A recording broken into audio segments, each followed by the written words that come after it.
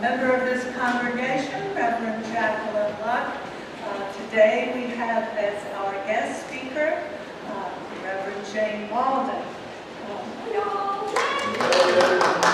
Two Sundays in a row, aren't we lucky? Reverend Jane Mauldin graduated from Meadville Lombard, our Unitarian Universalist Seminary in Chicago. In the following decade, she has served UU congregations in Oregon, Nebraska, Alabama, and Louisiana. Jane was also the hospital chaplain at Truro Infirmary for 12 years, retiring 3 years ago. She was the founding minister of the North Shore UU congregation and then returned to serve that congregation as their consulting minister for 7 years. She retired from North Shore congregation in August, which for us, very lucky thing because it has freed her up to spend time with us and for her to enjoy her 3 children and 4 grandchildren. Jane enjoys digging and planting in her uptown butterfly garden and making mosaics. Jane also serves this congregation as pastoral care. If you ever feel that you would like to have a minister come visit you, please notify someone on the board, usually the board president, or me or Jane, and she will come visit with you as she is able. We have a lot of announcements today. I guess the next one is that we have an annual pledge kickoff. You see this in your handout in your order of service. Sunday, September the 15th, following worship.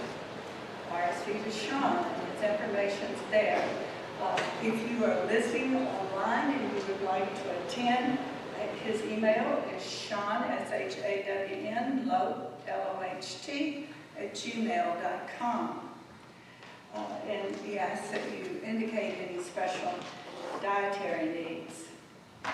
This annual kickoff pledge is called Filling the Pulpit, very appropriately, as we continue in our search for a new minister. And on that note, we have a special announcement from our President-elect. Good morning. Good morning. My announcement has to do with that, and filling the pulpit, actually. We have sent out the congregational survey, and the information has been included the last 2 weeks in the newsletter online. I also had it posted on Facebook. Hopefully you have filled it out, but if you haven't, please do so. You can either do it online, or you can either go to the survey at the very beginning. There's a place to print it out if you'd like to print it out, and then turn it in, and we'll compile those for you. And actually the due date is actually tomorrow, but that's not hard and fast. That doesn't mean if you don't do it by tomorrow, we won't take it, because we'll be compiling the information over the next couple of weeks. So please, we'll be still looking out for those surveys. It's very important. This is the information that we will use to put together the picture of who we are as a congregation. So we want everyone to be included in that picture, and one of the ways for you to do that is to fill out the survey. And then we'll be following that up later this month, because it's September now, later this month with cottage meetings where we'll discuss information from that survey and other information that we can put together who we are as a congregation in this search. Thank you. Yes, there are paper copies. There are paper copies. Oh, they're right there? Okay. Paper copies, if anybody'd like to take a paper copy today to fill it out. Thank you. And if you have any questions, my information, my phone number, my email, or in the newsletter and on the Facebook page, you can contact me with any questions that you might have. Thank you. And another great, I almost should list this as a joy. choir that's starting up this week. Those of you that are interested in singing in the choir, it's taken from me. Those of us that haven't sung in the choir since maybe elementary school or high school or something, just always wanted to, please join us. It's on Wednesday nights at 6:30. And then Sunday mornings we come early, about 9:45. 10:15. I'm never here at that moment, so it's 10:15. We have a wonderful time, and it's just a real blessing. So we'll invite you to join us this Wednesday night at 6:30 here at the church. Sean. Esther says she can't hear you. I'm sorry. Yeah, I'm sorry. I don't know. It's in my mouth.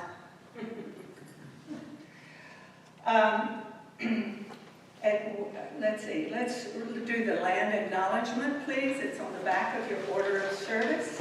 And let us all read together. We acknowledge and pay tribute to the original inhabitants of this land. The city of New Orleans is a continuation of an indigenous trade hub on the Mississippi River, known for thousands of years as Oolach. Tribes that have lived on this land include Caddo, the Natchez, the Choctaw, the Chitimacha, the Moma, the Tunica, the Biloxi, the Iroquois, the Yaqui, among others.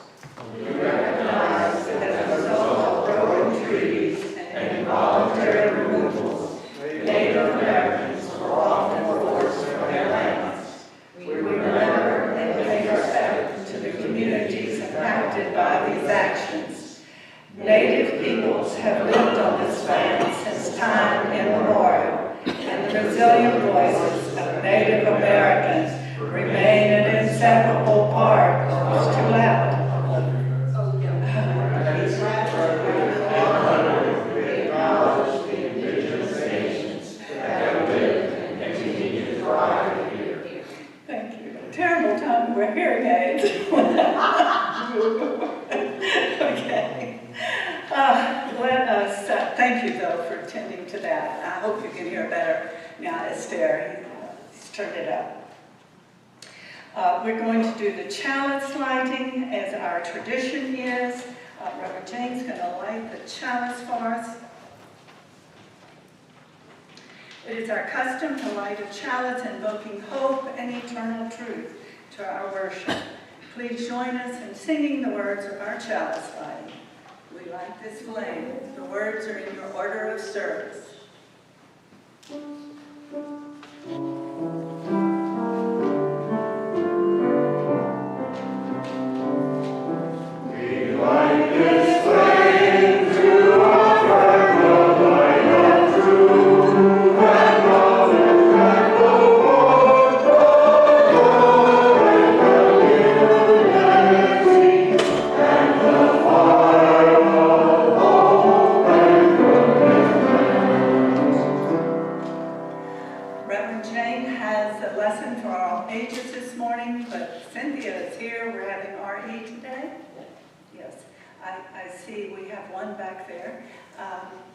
And I hear that we're going to be having religious education on a much more regular basis every Sunday. And I'm hoping that that gets announced really soon, and that the board and Cynthia talk, and we need it. So anyway, it'd be great. Well, good morning again, y'all. Hey. And please let me know if you cannot hear me. I will move closer or farther away from the microphone. If it's too much, wave at me too. This morning, we have really been fortunate so far, and no storms have come our way in the Gulf. But of course, we're following it always at this season.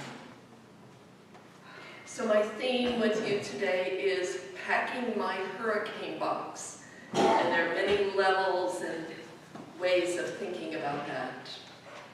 In the movie Beauty and the Beast, there was something very special in the Beast's castle, something kept under a glass dome, and the lives of all the creatures in the castle depended on this special object surviving.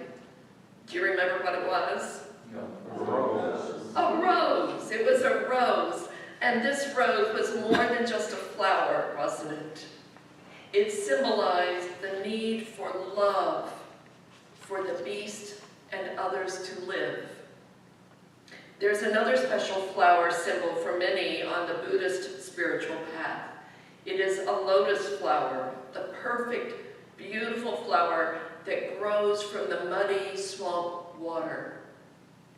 It is said that we should imagine the jewel in the heart of the lotus, living in our hearts, that there is something pure and beautiful in us too, no matter how muddy or swampy our lives may seem on the surface. Both of these flowers, the rose in Beauty and the Beast, and the lotus in Buddhism, neither of these are things we can really hold on to or really grasp in our hands, yet both remind us that to be most fully who we are, we depend on something bigger and greater than ourselves. They remind us that we are part of something greater than ourselves. That's what our most precious mementos, our most precious objects in our homes do for us. Maybe these are photos, a piece of jewelry, a special toy from our childhood that we keep with us. They remind us that we too are connected to something bigger than, something greater than ourselves. Lots of us have a box or a bag or a file box in which we put very special papers and documents that we want to take with us if we ever have to evacuate. But we also often plan to take with us, if we evacuate, things like the rose or the lotus that remind us of our connection to life, to love, to family, to a greater purpose. This morning, I invite you to think about an object which is precious to you. Something that when you look at it, you know that you are not alone. You are connected to a larger meaning. Perhaps you read the fine print in the newsletter and brought an object to share today, which I did. And if you did not bring an object but would like to describe one, you're invited to participate in that way also. And here's what I'm going to do. Where did that microphone go?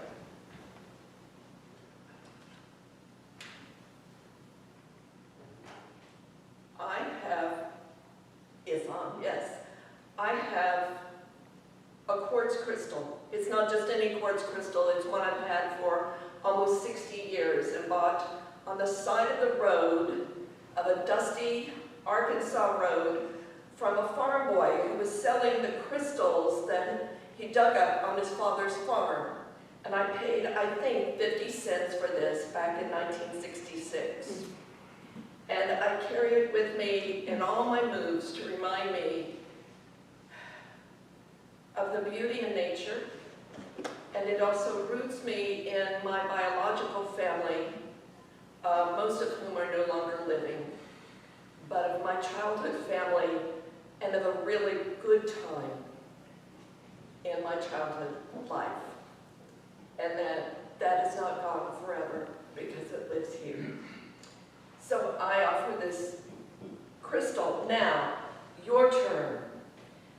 What photo, object is precious to you and reminds you of your rootedness in the universe, and that you carry with you either metaphorically or in real life if you ever have to evacuate? Somebody? Al. Thank you, Al. Gotta go get it. Gotta go get it? That's just right in the court. It's in the foyer. Okay, well, we'll wait for Al. Who else? Yes. Come on up and speak to the microphone, please. Oh, wait. We're doing two things at once here. I was not one of the pilots on the Doolittle raid of Tokyo, but if I had been, this is what I would look like. In those days, that's what Daryl would have looked like. So this is something to remind us of our youth.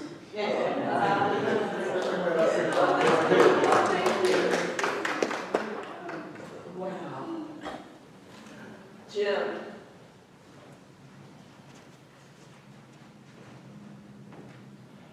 So I brought this candle as a symbol of the hurricane preparations, which include a solar panel, a backup battery, and in case it lasts longer than a week, I have a portable gas generator. So that's the plan. Now, if it's a category 5, then we're out of Dodge. And I'm going to bring a photo of Vera and I's 25th wedding anniversary, which has a photo of our marriage and our 25th to take on the journey. I'm just going to kind of sweep around the room. So, sir, I'm sorry I don't know everyone's name. Come on. What did you bring? This is a Will.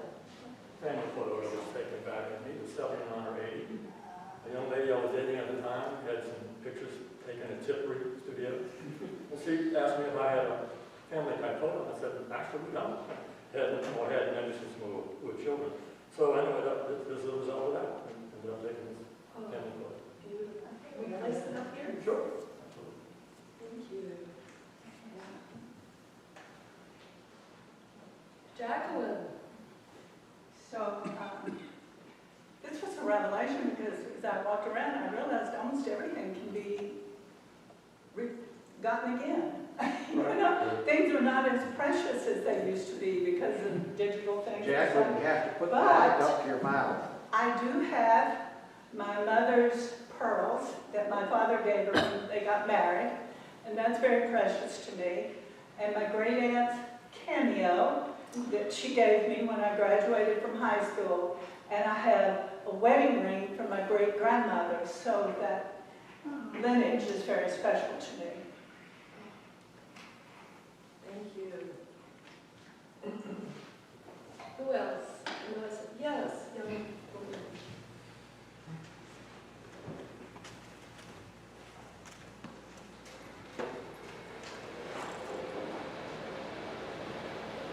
I don't have them with me, but the symbology on my altar is what I would bring with me if there was ever something I had to remember. The symbology on your altar is what is precious to you and what you would bring with you if you had to evacuate. Yes.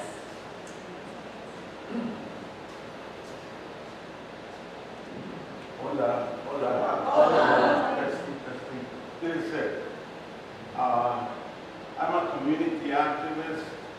I roam around the streets in New Orleans, feeding the homeless and whatever I can do to people with mental illness and alcohol problems or addiction problems. And the United States, at least New Orleans, is filled with that type of that segment of the population. So I've learned a lot in the streets, but sometimes it's dangerous. You know, one time, every so often people try to kill me. And, but the good news is it happens every 20 years. So last time it happened was in 2013, so that's 11 years. So I have 9 more years. I carry this with me all the time because I sat on that chair. I usually sit in the front chair. Because I came in a wheelchair to this very church after I arrived out of coma. A gang of 8 people hit me with baseball bats, and they almost left me for death. So I was 16 days in coma, and Elizabeth Shorty and people like Alan and Marilyn and I saw me in a wheelchair, and I found the wheelchair good, you know. And I knew I was required. I came back right to the street after I came to the service in a wheelchair. And I stayed in a wheelchair for 3 months, then with a walker, and then with bastón, yo no sé cómo se dice, pero no, cane. So, this church, you're my family, each and every one of you. I love you with words. I don't have the English language, the proper words to express this love. It's the most powerful force in the world. Love is unconditional, and we all, human beings, have this generator, mini generator of love within us. We don't exercise it because it's still very close to the brain, not the reptilian brain. But Einstein writes a letter to his daughter talking about the most powerful force in the world is love. And love is an action. Love is not a feeling, love is thought. That's my memory of my survival and the importance, the extreme importance of community CCUU in my life for the last 15 years. Thank you. Thank you.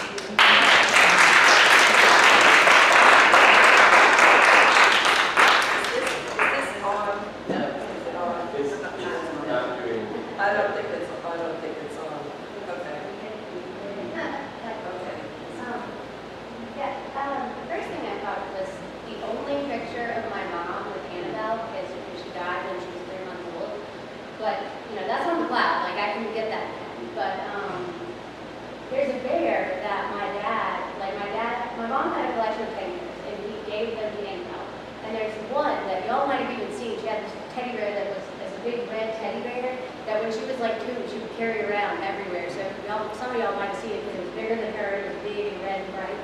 And she still to this day loves that teddy bear. It was like nobody really told her when she was a baby, oh, this is Mama's teddy bear, it's special or anything. She just happened to pick it out and love it. And that's such a special bond to me because like that was my mom's bear and she loved it and it's one of her favorite ones. She still sleeps with it every night. So like that special bond is just, special to me. Marilyn. She's an expert of the Erie Canal. Einstein. I didn't bring it because it's fragile.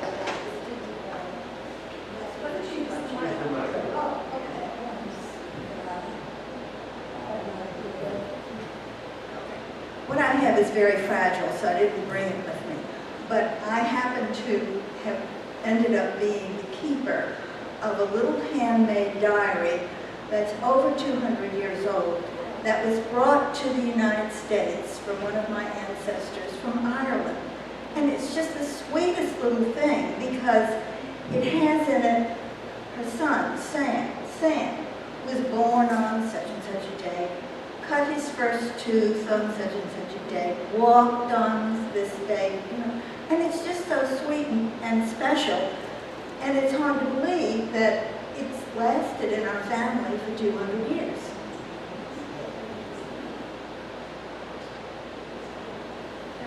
Thank you, Marilyn.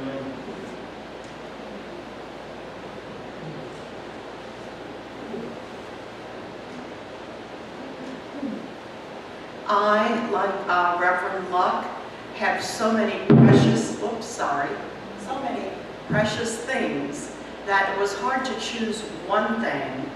And what I decided to choose is the puppy dog, Rusty, he was a rescue puppy, and he spent 10 years with us and brought us lots of love and laughter.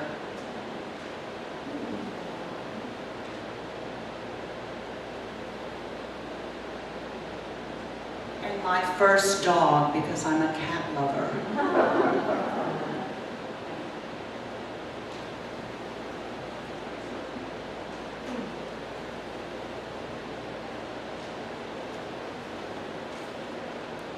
Ever since my mother died, I've been collecting opals. rare opals.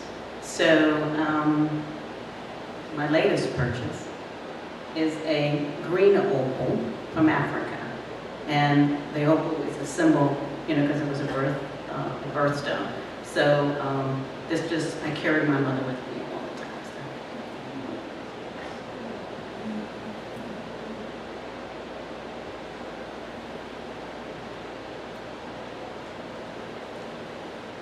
All of these things and so many more that we haven't shared, but that live in our hearts, maybe live on our altars, maybe live on our hands, maybe live in our memories. Things that root us to the holy, to our connection to others, root us to love. We are grateful that we have had these objects, which are, yes, objects, but are so much more. We are grateful to have these in our lives. Amen. Let us sing now, Go Now in Peace.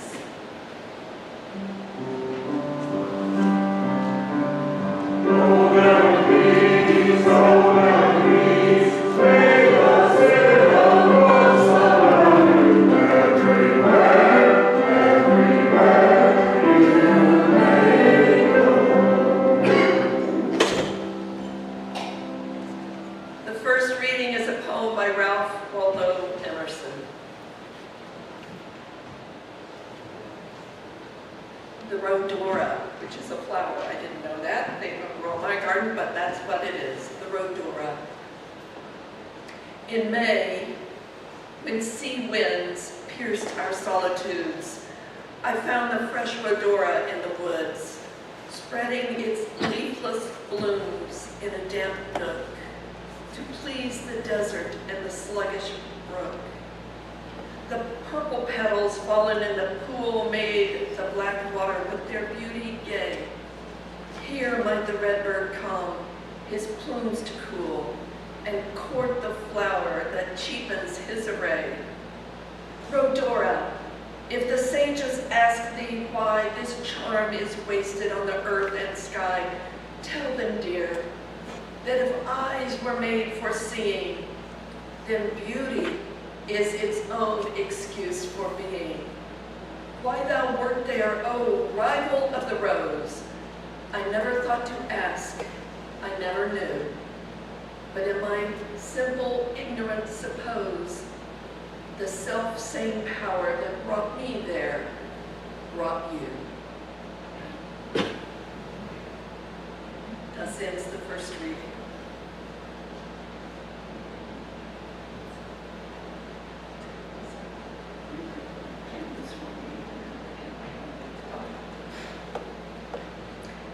Now is our sacred time of joys and sorrows.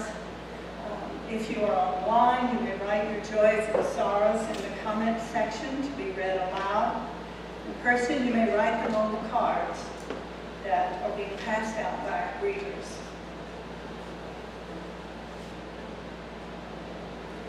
Please remain seated as we sing hymn number 123, Spirit of Life. Spirit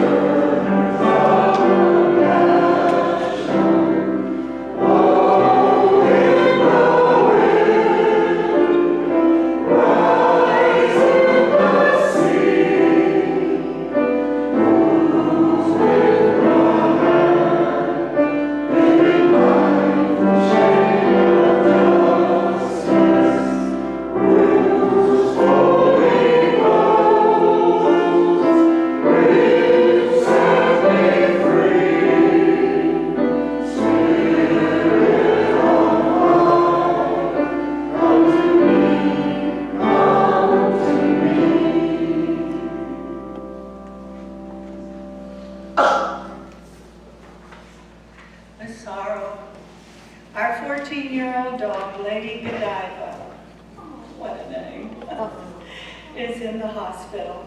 She suddenly got ill on Thursday. That's from me. I can't quite figure the rest of it out. They are hopeful but wary. I have a follow-up on some health issues this week and hope to get some answers. That's from Lizzie. Al Malone writes this day journal. Anniversaries of life-changing events in the life of Al Malone. 62nd anniversary of the first date with Marilyn. Yay!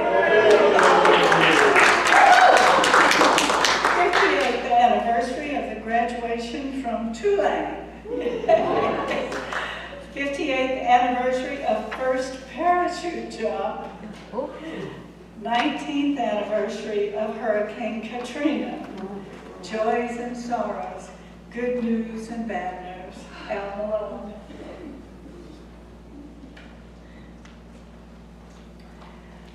A sorrow from Jim and Vera.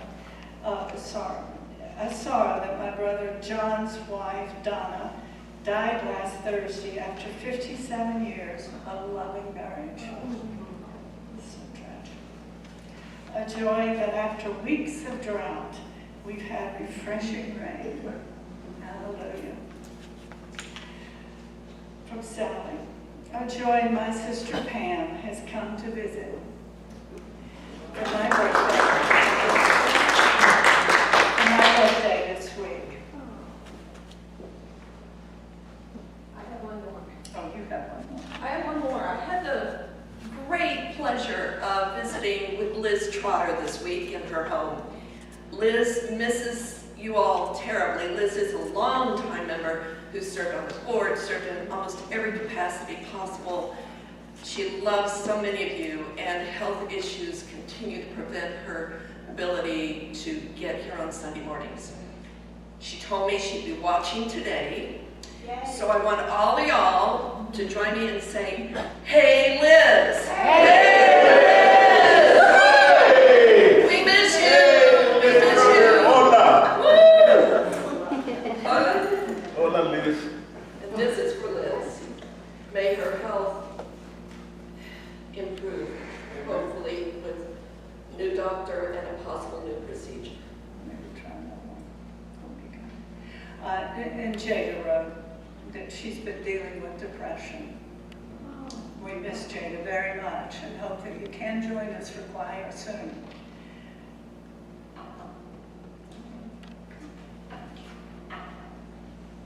We light 2 more candles, one for the joys that are not mentioned and one for the sorrows that we cannot yet put into words. Know that you are in our hearts always.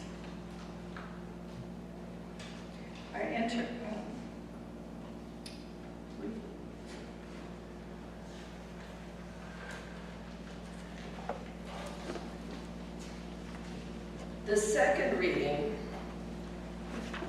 is by one of the great poets and authors of our times, Mary Oliver. There's never a time that isn't a good time for a Mary Oliver poem, I think. The Ponds. Every year the lilies are so perfect I can hardly believe their lapped light crowding the black midsummer ponds. Nobody could count all of them. The muskrats swimming among the pads and the grasses can reach out their muscular arms and touch only so many. They are that rife and wild. But what in this world is perfect? I bend closer and see how this one is clearly lopsided, and that one wears an orange blight, and this one is a glossy cheek, half nibbled away, and that one is a slumped purse full of its own unstoppable decay. Still, what I want in my life is to be willing to be dazzled, to cast aside, the weight of facts, and maybe even to float a little above this difficult world. I want to believe I am looking into the white fire of a great mystery. I want to believe that the imperfections are nothing, that the light is everything, that it is more than the sum of each flawed blossom rising and fading. And I do. Thus ends the reading.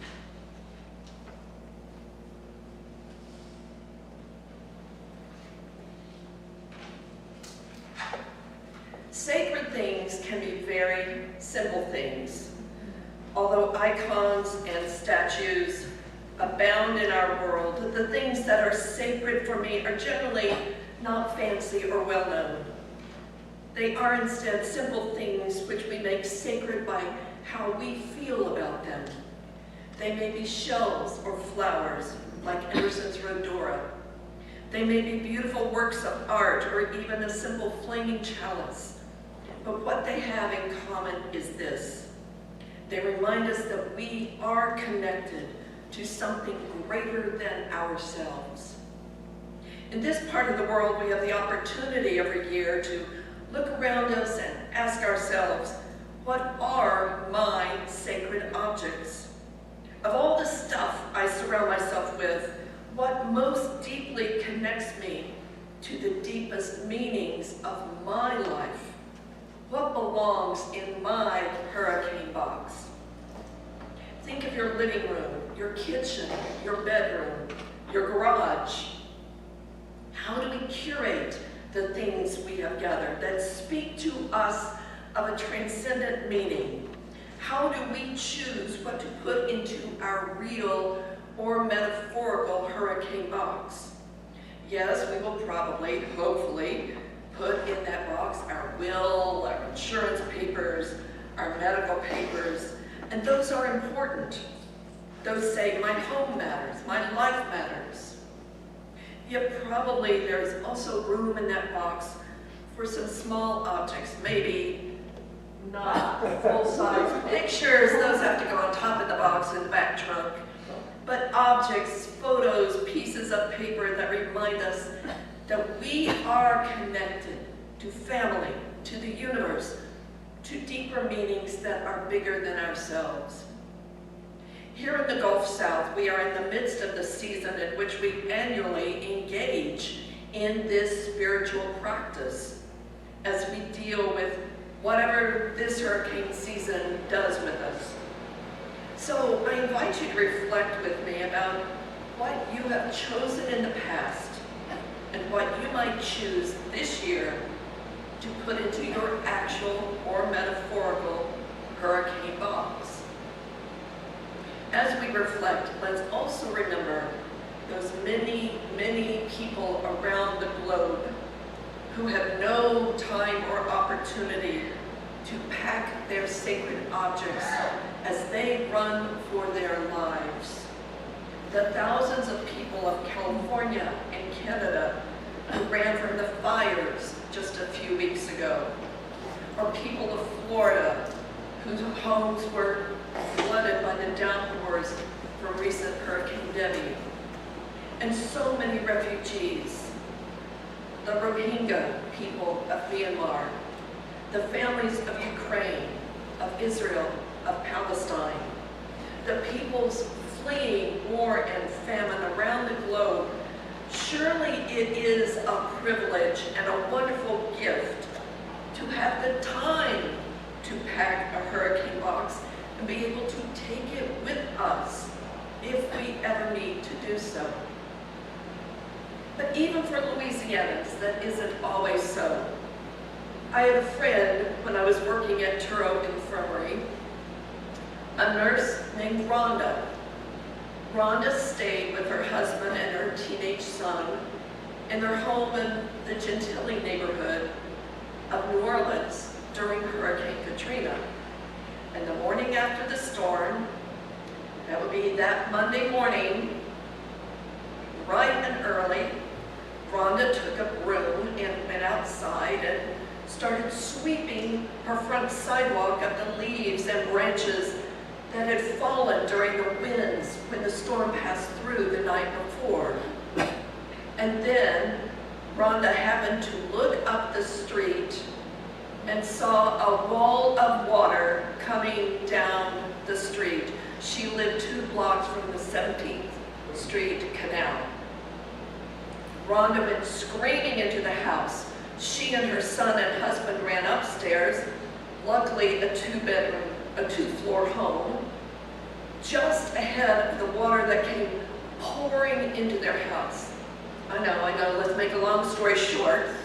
Once upstairs, Rhonda's husband crawled out of the 2nd floor bedroom window, slid down the roof into the raging floodwaters, swam to a friend's house, and managed to unlatch their rowboat, rowed it back to his house to save his wife and son.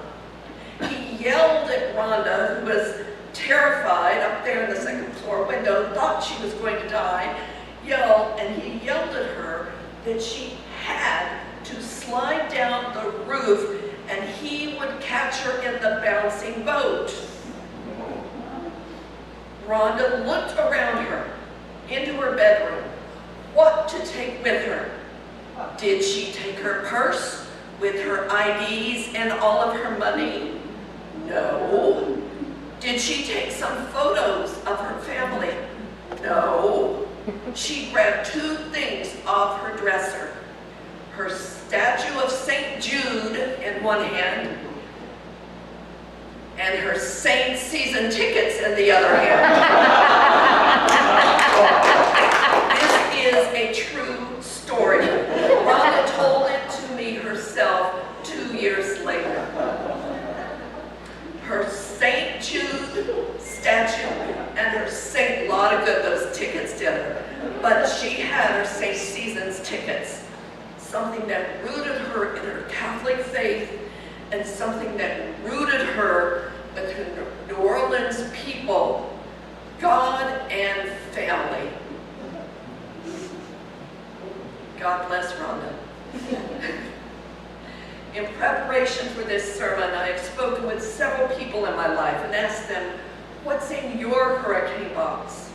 I got quite a wide variety of answers. One woman said, in my hurricane box are 7 volumes of genealogy research and photos of my family going back many generations, like Marilyn's, to remind me that my roots are important to me. Without roots, she said, a plant dies. Without roots, she said, people lose connection with who they came from and how we got here, to this country, to the figurative places we are in our lives. Another woman told me, I've packed milk crates full of photo albums. I lost so many beautiful pictures of my children as babies when my computer crashed, making those hard copies precious to me. And another woman said, I have a spoon rest that I took with me when I had to evacuate a few years ago. It was my mother's. When I cook, stir a pot, and then lay the spoon down on that spoon rest, I'm reminded of the great meals that she cooked for me and my brother, and that I'm just the next mom in so many generations to cook for our family. For thousands, maybe tens of thousands of years, we humans have created and cherished objects that connect us to something greater than ourselves. Statues, carvings, likenesses of people we cherish. Sometimes it's as simple as a spoon rest. In her book, Ordinarily Sacred, Linda Sexton writes, if religion or the sacred is to be discovered or reaffirmed in this culture, it will have to be found under the bed, in the box, like a string of dogwood berries upon which the rosary of a life can be sung. The sacred in our life, she believes, is the everyday object, which somehow bridges the gap for us between our ordinary lives and the transcendent meaning which encompasses the world. Children's photos, don't you know? Julian of Norwich was a medieval theologian who had an experience about the sacred in a simple object. Julian wrote, and in this, he showed me something small, not bigger than a hazelnut, lying in the palm of my hand, as it seemed to me, and it was as round as a ball. I looked at it with my eye of understanding and thought, what can this be? I was amazed that it could last, for I thought that because of its littleness, it would suddenly have fallen into nothing. And I was answered in my understanding. It lasts and always will, because God loves it, and thus everything has being through the love of God. Julian used theological language, and yet whatever the words we use to describe it, this experience is so universal that to my knowledge, within all human cultures, that's quite a statement, within all human cultures, well, let's just say all human cultures that I'm aware of, individuals claim connections to the universal through personal sacred objects. And it can be a big red teddy bear. These may be as obvious as a statue of St. Jude or as wacky as a kid's box of good stuff under the bed. Theologian Joseph Campbell says that these objects give us, he says, an aesthetic experience, reminding us of harmonious rhythms of which we are a part. I love that phrase, harmonious rhythms of which we are a part. Isn't that what one woman's box of genealogy research does? These are more than mementos. These are messengers of the gospel that we are connected to each other and to something greater. I think of medicine bundles of Native Americans of the Western Plains. These bundles were made up of feathers, bones, fur. On the face of it, ordinary things. However, the contents were dreamed and then gathered in daylight. Thus, the objects in the bundles were made of elements of dream consciousness. The power lay not in the specific contents, but in the consciousness in which they were gathered. A few years ago, I attended a minister's retreat to which we were instructed to bring a sacred object which we would be willing to give away. What do you think those gathered Unitarian Universalist ministers brought? Most? Books? No. Religious statues or relics? No. They brought rocks. Every rock was special, and each had its own story that made it more than it might have appeared to be. The rocks were reminders and connectors for us. They bridged the chasm between us and the cosmos, between the sacred and the everyday, and reaffirmed for us the meaning of our human existence. I have a rock shelf in my living room. My grown kids still poke fun at me for my rock shelf.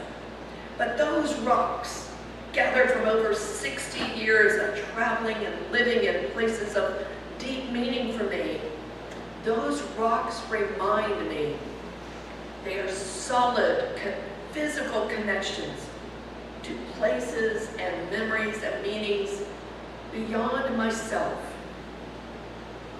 The power, of course, lies not in the rock or the photo or the spoon rest.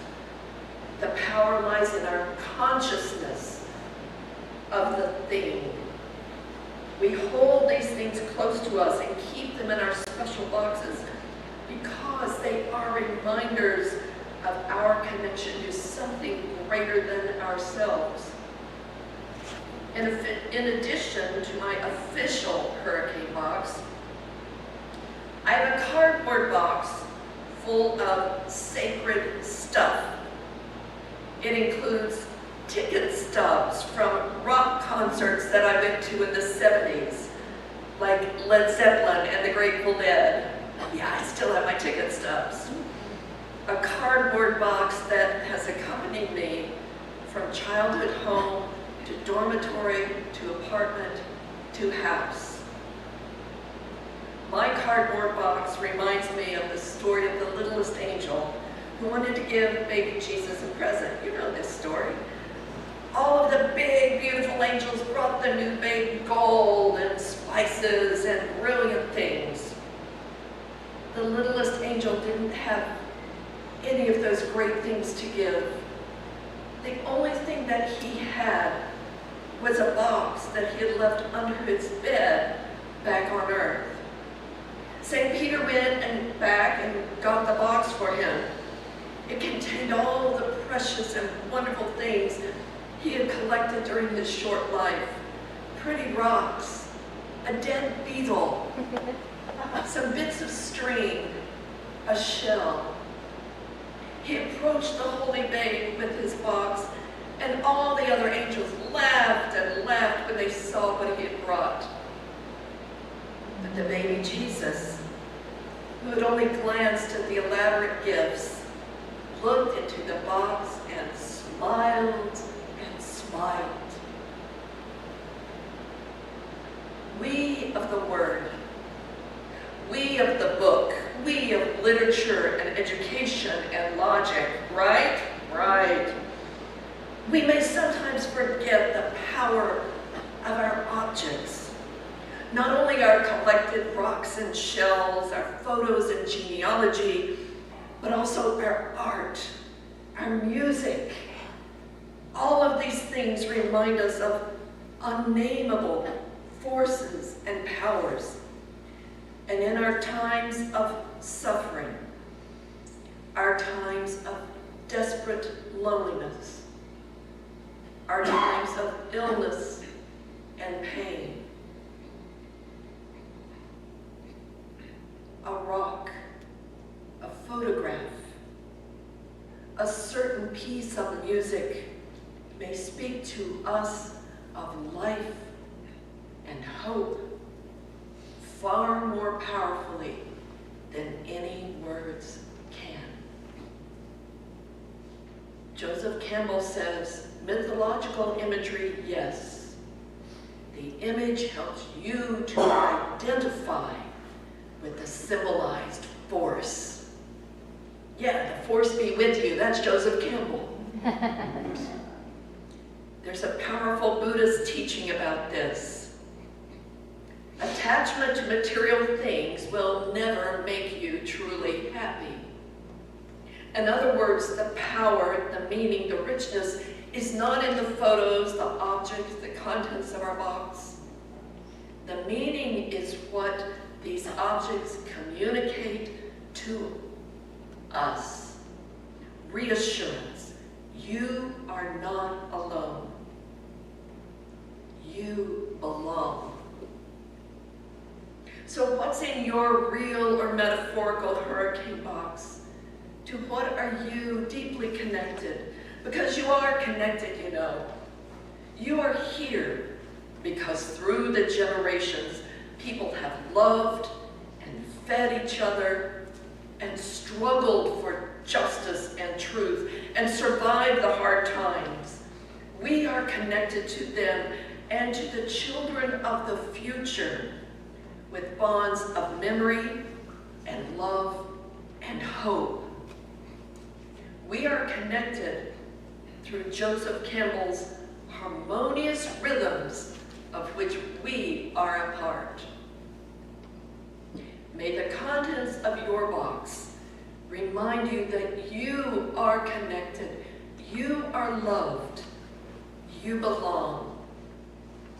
May those contents inspire you to continue that chain of connection and love with those you love and with people in our wider world this day and all the days of your life.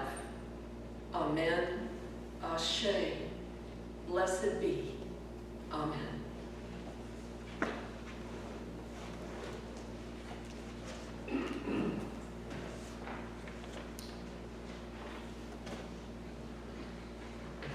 Thank you, Jane. Community Church Unitarian Universalist is a self-sustaining congregation. Members and friends' generosity help us to do the sacred work of bringing justice, spirituality, and compassion to our community and beyond. You can give online at ccuunola.org/stewardship or by text 504-370-2659, text give. And those of you in the sanctuary can put a little something in the offering bowl if you would so desire. At this time, the offering of the congregation will be collected, and we will sing, Come Sing a Song With Me, number 346. You may remain seated.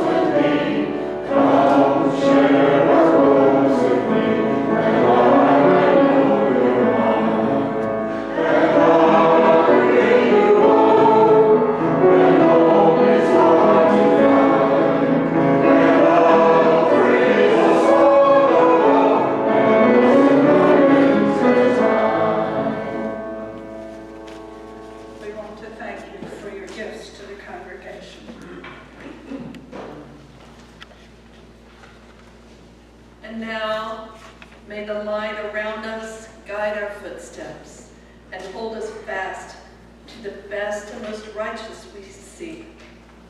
May the darkness around us nurture our dreams and give us rest, so that we may give ourselves to the work of our world. Let us seek to remember the wholeness of our lives, the weaving of light and shadow in this great and astonishing dance in which we move. Shalom, salam, go in peace, go making peace this day and in all the days to come.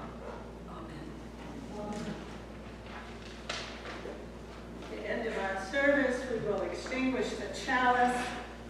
And I also want to remind you that we have coffee and hot tea, maybe iced tea, and refreshments in the fellowship hall, and we'd love for you to join us in there. And so we extinguish, would you read with me the chalice extinguishing? We extinguish the chalice here, that it might go gently in our hearts. May it light your path as you lead this way. May it guide your way